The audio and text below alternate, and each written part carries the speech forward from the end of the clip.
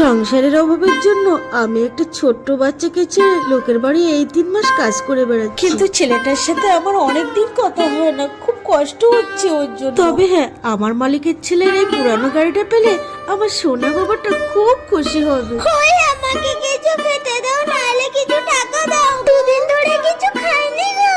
এ কি, তুই এখানে বসে ভিক্ষা করছিস কি কারণে? মা তুমি চলে এসছো? মা আমি আর এই কষ্ট সহ্য করতে পারছি না গো।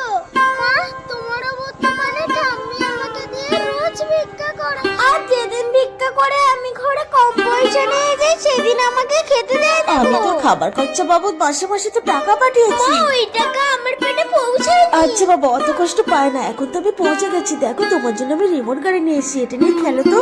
এই নাও রিমোটটা। আর হ্যাঁ, আমি তোমাকে ছেড়ে আর কখনো কোথাও যাবো না।